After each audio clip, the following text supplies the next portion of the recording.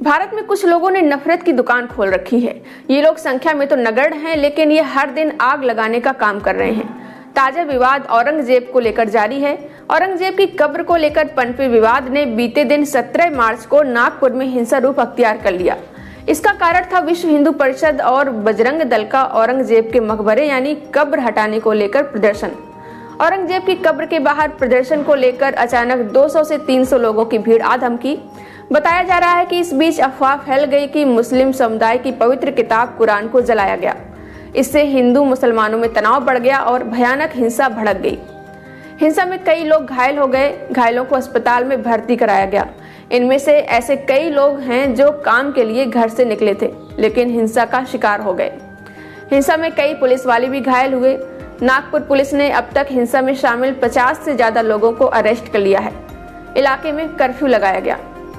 वहीं दूसरे पक्ष की शिकायत के आधार पर पुलिस ने विश्व हिंदू परिषद के कार्यकर्ताओं के खिलाफ भी एफआईआर दर्ज कर ली है। नागपुर हिंसा ने महाराष्ट्र ही नहीं देश में भी सबको हिलाकर रख दिया। इस हिंसा के पीछे छावा फिल्म का कनेक्शन बताया जा रहा है। ये फिल्म, जो कि छत्रपति संभाजी महाराज की कहानी दिखाती है, फरवरी 2025 में रिलीज हुई थी। इसमें औरंगजेब को क्रूर शासक के तौर पर पेश किया गया, जिसने कुछ लोगों को उसके खिलाफ भड़काया। सीएम देवेंद्र फडणवीस ने भी कहा कि इस फिल्म ने माहौल को तनावपूर्ण बनाया, हालांकि वो इसे सीधे जिम्मेदार नहीं मानते। बता दें, फिल्म में छावा मराठा साम्राज्य के दूसरे छत्रपति संभाजी महाराज के जीवन पर आधारित है, जिसमें मुगल शासक औरंगजेब को एक क्रूर शासक के तौर पे दिखाया गया है। फिल्म में संभाजी महाराज पर औरंगजेब के अत्याचारों को भावनात्मक तरीके से पेश किया गया है, जिसके बाद सवाल उठ रहा है कि क्या औरंगजेब ने सच में हिंदुओं के साथ इतनी क्रूरता की थी। आज हम इसी सवाल का जवाब ढूंढने की कोशिश करेंगे। इतिहास के पन्नों को पलटेंगे और तथ्यों के आधार पर समझेंगे कि हकीकत क्या थी। सबसे पहले जान लीजिए औरंगजेब कौन था। औरंगजेब पूरा नाम अबुल मुजफ्फर मुइनुद्दीन मुहम्मद औरंगजेब आलमगीर मुगल साम्राज्य का छठा शासक था। उसका जन्म 3 नवंबर 1618 को हुआ था और उसने 1658 से 1707 तक यानी करीब 49 साल तक भारत पर शासन किया। औरंगजेब अपने पिता शाहजहां और दादा जहांगीर की तुलना में एक अलग तरह का शासक था। जहां अकबर जैसे मुगल शासकों ने सभी धर्मों के प्रति उदारता दिखाई, वहीं औरंगजेब को एक कट्टर इस्लामी शासक माना जाता है। उसने अपने भाइयों को हराकर और अपने पिता को कैद करके सत्ता हासिल की थी, जिससे उसकी छवि शुरू से ही विवादास्पद रही। लेकिन सवाल यह है कि क्या उसकी क्रूरता सिर्फ सत्ता की लड़ाई तक सीमित थी या उसने सच में हिंदुओं के खिलाफ बड़े पैमाने पर अत्याचार किए। फिल्म छावा और विवाद की शुरुआत। फिल्म छावा 14 फरवरी 2025 को रिलीज हुई थी और इसमें विक्की कौशल ने संभाजी महाराज का किरदार निभाया, जबकि अक्षय खन्ना औरंगजेब की भूमिका में नजर आए।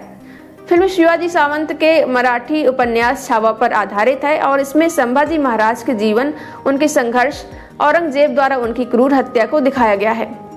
फिल्म में एक सीन है जहां औरंगजेब संभाजी को इस्लाम कबूल करने के लिए कहता है और जब वो मना करते हैं तो उन्हें 40 दिनों तक यातनाएं दी जाती हैं।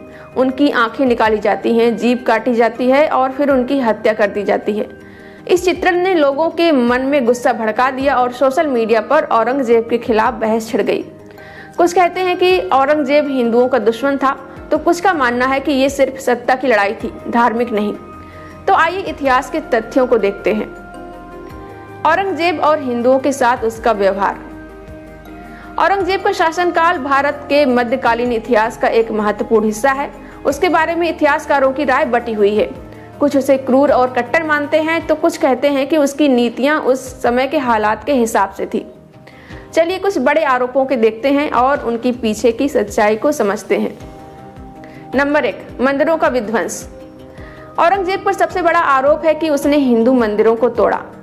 इतिहास में कई उदाहरण भी मिलते हैं, जैसे काशी विश्वनाथ मंदिर, केशव देव मंदिर और सोमनाथ मंदिर को नष्ट करने का आदेश। इतिहासकार जदुनाथ सरकार अपनी किताब a short history of Aurangzeb में लिखते हैं कि औरंगजेब भारत को एक इस्लामी राज्य बनाना चाहता था और इसके लिए उसने धार्मिक स्थलों को निशाना बनाया। कुछ अनुमानों के मुताबिक उसके शासनकाल में सैकड़ों मंदिरों को तोड़ा गया। लेकिन दूसरी ओर इतिहासकार कॉपलैंड जैसे विद्वान कहते हैं कि औरंगजेब ने जितने मंदिर तोड़े उससे ज्यादा बनवाए भी। उदाहरण के लिए उसने बनारस में कुछ मंदिरों की रक्षा के लिए फरमान जारी किया था। तो क्या ये सब धार्मिक नफरत थी या राजनीतिक रणनीति? नंबर 2, जजिया कर। 1679 में औरंगजेब ने हिंदुओं पर जजिया कर दोबारा लागू किया, जो अकबर ने हटा दिया। ये कर गैर मुसलमानों से लिया जाता था और इसे हिंदुओं के खिलाफ भेदभाव के सबूत के तौर पर देखा जाता है। लेकिन ध्यान देने वाली बात यह है कि ब्राह्मणों, महिलाओं, बच्चों और गरीबों को इससे छूट थी। कुछ इतिहासकारों का मानना है कि जजिया कर लगाने का मकसद धार्मिक दबाव से ज्यादा आर्थिक था, क्योंकि उस समय मुगल साम्राज्य कई युद्धों में उलझा हुआ था और खजाना खाली हो रहा था। फिर भी इस कर ने हिंदुओं में असंतोष बढ़ाया और औरंगजेब की छवि को नुकसान पहुंचाया। नंबर 3, संभाजी महाराज और गुरु तेग बहादुर की हत्या। फिल्म छावा में संभाजी महाराज की हत्या को औरंगजेब की क्रूरता का सबसे बड़ा उदाहरण बताया गया है। 1689 में संभाजी को मुगलों ने धोखे से पकड़ा और औरंगजेब के सामने पेश किया। जब उन्होंने इस्लाम कबूल करने से इनकार किया तो उन्हें भयानक यातनाएं दी गई और फिर मार डाला गया। इसी तरह 1675 में सिखों के 9वें गुरु तेग बहादुर को भी औरंगजेब ने मरवा दिया, क्योंकि उन्होंने कश्मीरी पंडितों के जबरन धर्मांतरण का विरोध किया था। इन घटनाओं ने औरंगजेब को हिंदुओं और सिखों का दुश्मन बना दिया, लेकिन कुछ इतिहासकार कहते हैं कि ये सजा धार्मिक से ज्यादा राजनीतिक थी, क्योंकि संभाजी और गुरु तेग बहादुर मुगल सत्ता के खिलाफ विद्रोह कर रहे थे। नंबर 4, प्रशासन में हिंदुओं की भागीदारी। एक चौंकाने वाला तथ्य यह भी है कि औरंगजेब के प्रशासन में हिंदुओं की संख्या किसी भी मुगल शासक से ज्यादा थी। प्रोफेसर अतहर अली के अनुसार उसके दरबार में 33% से ज्यादा बड़े अधिकारी हिंदू थे। मराठा सरदारों, राजपूतों और अन्य हिंदू नेताओं को ऊंचे पद दिए गए। इससे लगता है कि औरंगजेब पूरी तरह हिंदू विरोधी नहीं था। लेकिन सवाल है कि क्या ये सह अस्तित्व की नीति थी या सत्ता को बनाए रखने की मजबूरी? अब सवाल ये भी है कि औरंगजेब की क्रूरता धार्मिक थी या राजनीतिक? इतिहासकार राम पुनियानी कहते हैं कि औरंगजेब एक कट्टर सुन्नी मुस्लिम था और मौलानाओं के प्रभाव में फैसले लेता था। उसकी नीतियां इस्लामी कानूनों पर आधारित थीं, जिससे हिंदुओं को लगता था कि वो उनके खिलाफ हैं। लेकिन दूसरी ओर उस समय हर शासक अपने दुश्मनों के खिलाफ क्रूरता दिखाता ही था, चाहे वो हिंदू राजा हो या फिर मुस्लिम। उदाहरण के लिए संभाजी की मराठा सेना ने भी गोवा पर हमले के दौरान पुर्तगालियों के खिलाफ हिंसा की थी। तो क्या औरंगजेब की क्रूरता को सिर्फ धर्म से जोड़ना सही है? अब देखते हैं आज का विवाद और औरंगजेब की छवि।